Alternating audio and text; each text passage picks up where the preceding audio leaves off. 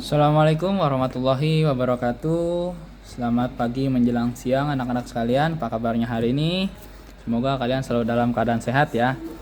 Baik, mari kita masuk ke tema 5. Di semester 2 ini kita mulai dari tema 5 ya. Untuk start awal kita mulai dari modul tema 5 itu tentang cuaca. Ya. Silakan dibuka halaman 4. Cuaca. Nah, halaman 4 tentang cuaca. Oke. Oke. Keadaan cuaca. Nah, keadaan cuaca itu di suatu tempat itu dapat diketahui dari perakiraan cuaca yang dapat ditayangkan di televisi ataupun disajikan dalam koran. Nah, keadaan cuaca itu sangat berpengaruh bagi kita, sangat bermanfaat bagi kita ya. Misalkan untuk pilot, nah, perakiraan cuaca itu gunanya untuk apa? Untuk mengetahui cuaca baik atau buruknya sehingga menentukan keselamatan penerbangan ya. Jika cuaca buruk maka penerbangannya akan ditunda. Nah, untuk petani misalkan ya, perakiraan cuaca itu apa? Melihat melihat waktu yang tepat untuk menanam padi gitu ya. Nah, perakiraan cuaca itu adalah disebut juga bisa sebagai ramalan cuaca ya. Nah, untuk cuaca di berbagai tempat apakah sama atau tidak? Tentu saja tidak ya. Misalkan cuaca di Bekasi itu sedang hujan, di Bandung bisa saja panas, seperti itu ya. Oke. Nah, lanjut ya ke pembelajaran 1. Nah, cuaca di daerahku. Di sini ada teks cuaca di daerahku. Saat bangun tidur, Andi merasakan cuaca pagi ini tidak seperti biasanya. Udaranya dingin hingga menusuk ke tulang. Andi meraih jaket yang digantungkan di balik pintu kamarnya. Ia pun kemudian menuju dapur, menghampiri ibunya yang sedang menyiapkan sarapan. Nah, Ibu, cuaca pagi ini dingin sekali ya, ucap Andi. Iya benar Andi, tadi ibu melihat berita di televisi katanya Indonesia memasuki puncak musim kemarau yang ditandai dengan terjadinya penurunan suhu udara di beberapa wilayah, khususnya di malam hari. Nah, kemudian pantas saja, kata Andi. Penurunan suhu ini terjadi bervariasi di seluruh Indonesia. Suhu terendah katanya terjadi di dataran tinggi, seperti di wilayah Dieng yang mencapai 5 derajat Celcius. Tahu Dieng? Pasti kalian tahu semua ya, Dieng ya. Nah, pada pagi hari udara terasa dingin. Kalau siangnya ada angin yang cukup kencang, kemudian sorenya dingin lagi. Jelas, Ibu? Oh begitu ya Bu, kata Andi. Andi menjadi paham setelah mendengar penjelasan dari ibu tentang penurunan suhu udara yang terjadi di wilayahnya. Andi semakin tertarik mengetahui tentang cuaca, ya, faktor-faktor yang mempengaruhi cuaca dan perakiraan cuaca. Dengan senang hati, ibunya pun menjawab semua pertanyaan dari Andi di sela-sela kegiatannya memasak. Nah, cuaca itu apa sih cuaca? Cuaca itu adalah keadaan udara di suatu wilayah pada waktu tertentu. Nah, cukup sampai sini aja. Kalau mau dihafalkan ya, apa itu cuaca? Cuaca adalah keadaan udara di suatu wilayah pada waktu tertentu. Udah cukup. Nah, kalau mau lebih lengkap lagi, cuaca itu adalah keadaan udara di suatu wilayah pada waktu tertentu dan di wilayah yang relatif sempit. Nah, itu ya.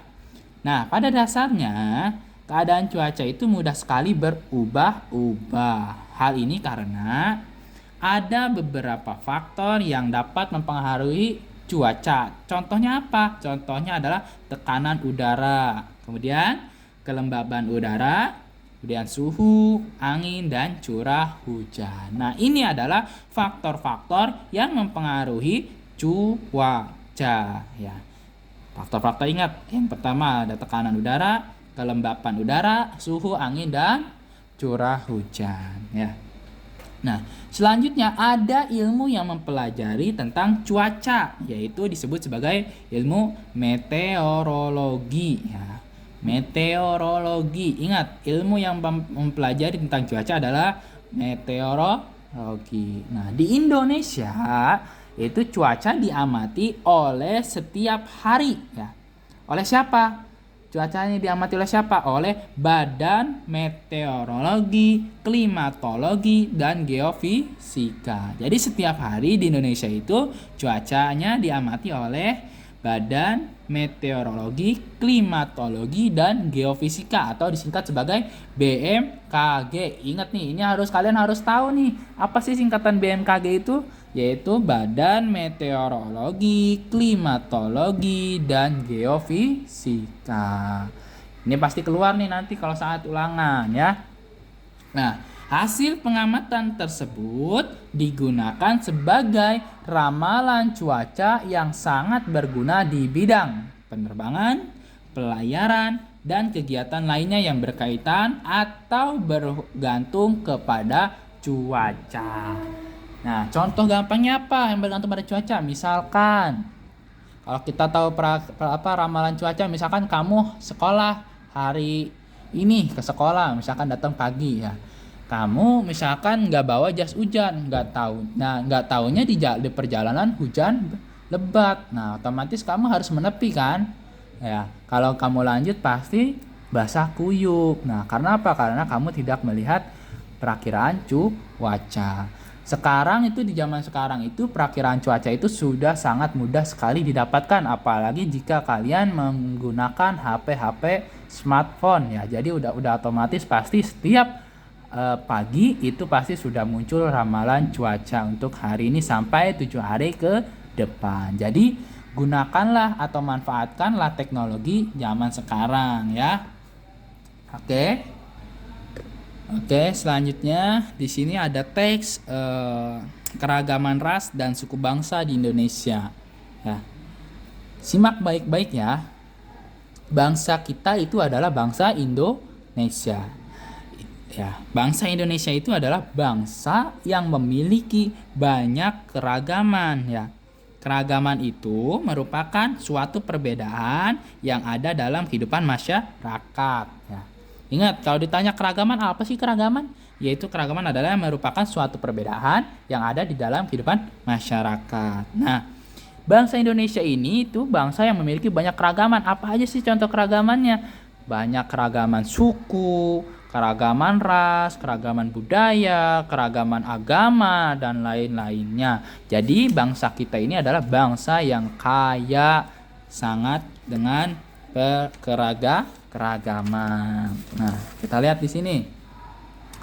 Contohnya dari keragaman suku bangsa, budaya, serta agama. Ya. Meskipun bangsa Indonesia memiliki banyak perbedaan, Indonesia itu tetap satu, seperti semboyan negara kita. Apa semboyan negara kita? Bhinneka Tunggal Ika. Ya. Walaupun berbeda-beda, tetapi tetap satu. Ya. Hal ini sesuai dengan semboyan ya, sudah Pak Ahmad jelaskan tadi ya. Nah, keragaman bangsa Indonesia itu dalam hal ini dapat dilihat dari ras dan suku bangsanya. Tahukah kamu ada berapa ras di Indonesia? Ayo, ada yang bisa jawab nggak? Nah, di Indonesia sendiri ras dikelompokkan menjadi 4, yaitu kelompok ras Papua Melanezoid, kemudian ras Negroid, ras Swedoid, dan ras Melayu Mongoloid ya. Jadi ada 4 ya. Setiap ras itu dapat dibedakan antara yang satu dengan lainnya. Dengan bagaimana ngebedakannya? Caranya yaitu karena ada perbedaannya. Yang pertama, ciri-ciri fisiknya seperti bentuk badannya, warna kulit, warna mata, serta warna dan bentuk rambut. Contohnya ada yang warnanya kulitnya putih, ada yang sawo matang, ada yang hitam ya. Terus kalau rambut contohnya ada yang rambutnya lurus, rambutnya ikal, rambutnya keriting ya. Pernah lihat kan? Pastilah pernah lihat ya. Nah, selanjutnya keragaman ras yang dimiliki bangsa Indonesia ini itu telah menciptakan suku bangsa di Indonesia, ya. Suku bangsa di Indonesia itu tersebar dari Sabang sampai Merauke. Sabang adanya di mana? Sabangnya ada di ujung Pulau Sumatera, sementara Merauke berada di ujung Papua, ya. Kalau kalian ada rezeki boleh main ke 0 km ya di Sabang ya. Nah, misalnya dari Sumatera Utara ada suku yang namanya dinamakan suku apa? Suku Batak. Dari Sumatera Barat ada yang namanya suku Minangkabau. Nah, dari Kalimantan ada yang disebut namanya suku Dayak. Nah, dari Jawa Barat nih tempat tinggal kita disebutnya suku apa? Suku Sunda, ya. Jawa Barat disebut suku Sunda. Banyakannya ya. Dari Jawa Tengah ada suku Jawa, dari Papua ada suku Asmat dan lain-lain sebagainya. Nah, suku bangsa itu adalah suatu kelompok sosial di masyarakat yang terbentuk berdasarkan kesamaan ras, tempat, atau asal usul serta kebudayaannya. Gitu ya. Misalkan kamu tinggal di Jawa Barat, pasti lebih banyak orang Sunda ya, karena suku mayoritas suku di Jawa Barat adalah suku Sunda ya. Nah, setiap suku itu memiliki ciri khas dan karakteristiknya masing-masing. Kalau kalian orang Sunda pasti ciri khas dan karakteristiknya beda-beda. Misalkan orang Sunda ngomongnya pasti bahasa Sunda. Orang Jawa pasti bisa lebih bisa bahasa Jawa. Ya. Seperti itu gampangnya ya. Sini kita dapat dilihat nih foto-foto ras dan suku di Indonesia. Atau kalian kalau kurang jelas bisa browsing di Google ya. Kalian misalkan mau lihat suku Jawa seperti apa sih pakaian adatnya, suku Sunda seperti apa sih. Nah, seperti itu ya.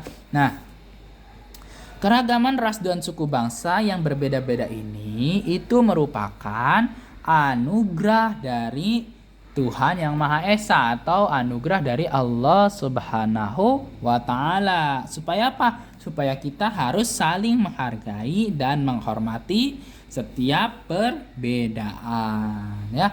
Jika teman kita memiliki ras dan suku yang berbeda dengan kita, hormatilah dan jangan suka membeda-bedakan ras dan sukunya ya. Mau dia berasal dari mana tetap kita adalah satu Indonesia. Oke.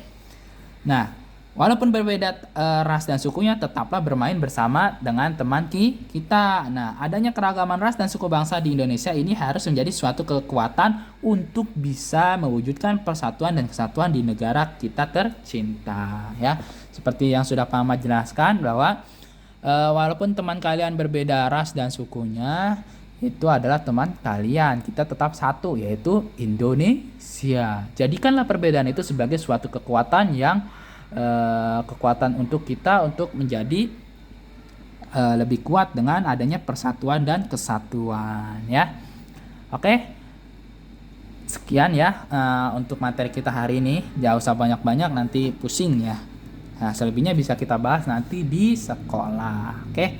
Nah, selanjutnya nih ada mencari tahu. Nah, kalian pasti punya orang tua kan? Oke ya. Nah, orang tua kalian itu misalkan ayah kalian berasal dari mana? Dari Jawa. Nah, sukunya berarti suku apa yang ada di Jawa Tengah? Misalkan Jawa Barat, sukunya suku apa? Kalau Jawa Barat berarti suku Sunda. Kalau Jawa suku apa? Nanti ada di sini ya, dilihat ya. Nah, kemudian ibu kalian juga berasal dari mana? Nah, kalian harus tanya langsung nih sama orang tua kalian. Nah, kemudian ciri-ciri fisiknya, misalkan ayah kalian berasal dari suku Sunda atau dari Jawa Barat, ciri-ciri fisiknya seperti apa ya. Kemudian suku Jawa, kemudian ciri-ciri fisiknya seperti apa ya. Ini dikerjakan ya. Oke, jika sudah selesai silakan besok dibawa. Oke, sekian dan assalamualaikum warahmatullahi wabarakatuh.